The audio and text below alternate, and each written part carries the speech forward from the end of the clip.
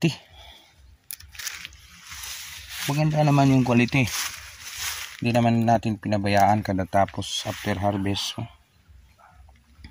Kada after harvest tinitiyak. Dali lang.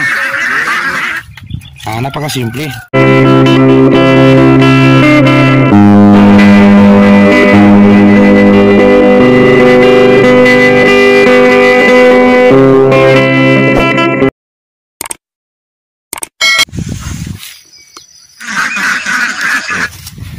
Dali lang. Napakasimple.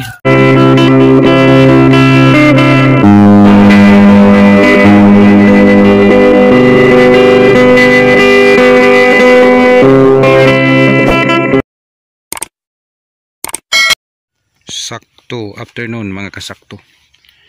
So kasakto, medyo umiba na yung kulay ng ating sitaw. Nasa 17 harvest na tayo ngayon. 17 harvest. Yung mga dahon natutuyo at still maganda pa rin yung bigay na bunga. Pansin nyo yan, sitaw na sitaw pa rin. So sakto, sana papansin nyo ngayon yung edad na to, almost 4 na buwan na. May, June, July, August. So 4 na buwan na from buto. So still maganda pa rin na sitawan na talungan. So ito, kasulukuyan tayo nag-harvest. Yan. So yan, kasi nito mahirap kasi isa lang tayo. Yan. Ito yung ating sistema. Dagyan. At dito kukuha sa ating may napansin tayo na bagyo beans, kinukuha din natin kasi para buto ito, sayang. So sa pag-harvest ng sitaw guys, huwag alala kung hindi mabili, kung ano yung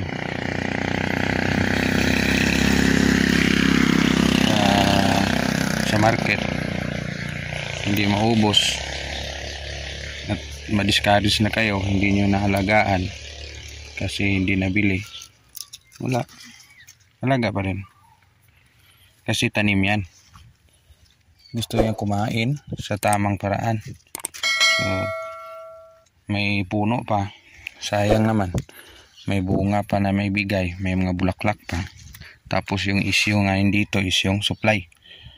Napakaraming supply sa area namin dito, sa hindi lang sa barangay namin. So sa next Karatig barangay marami pa din. So napaka sakit sa loob mo kung yung tani mo may bunga, hindi mo kukunin kasi mura, hindi mabili. Wala naman sigurado pag pundaan nyo sa market, kung mabili pwede na. Kung timing na bago sa'yo, kasi yung tinitingnan ng mga buyer is yung quality. Maganda naman yung quality. Hindi naman natin pinabayaan kada tapos after harvest. Kada after harvest tinitiyak naman natin at every 2 linggo. Every ngayon nga is 16 days na, so sobra 2 linggo na after kumain ito. Matagal-tagal na hindi nakatikim ng abono. So God's blessings, may harvest tayo. Papakainin na naman natin in the next following days. Baka next na araw, bukas may abono na tayo dyan. So linisan muna yung puno bago pakainin. So yun ang routine ng ating sitaw. So nasa 17 harvest. Yung dalawang harvest nito is hindi nabili. Yung nasundan nito is nabili naman. So nakabinta tayo ng konti. 15 pesos lang yon, 15 pesos per kilo. So okay na. 15 pesos. Ano bang mabibili mo? 15 tapos 32 kilos yon.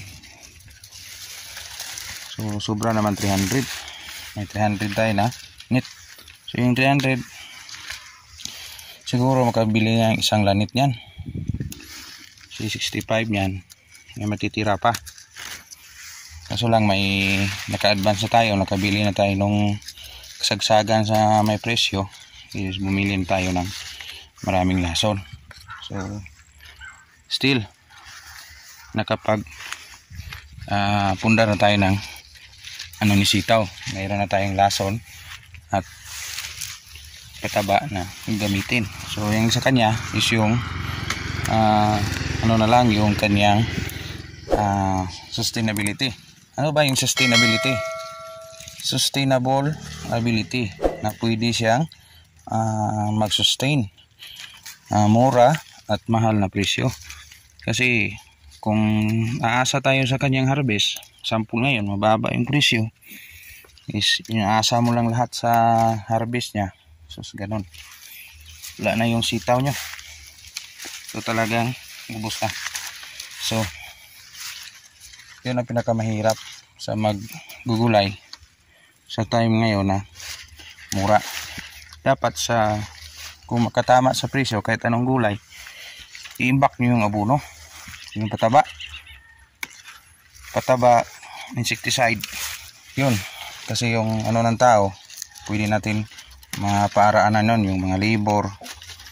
Makahanap tayo sa ibang diskarte niyan.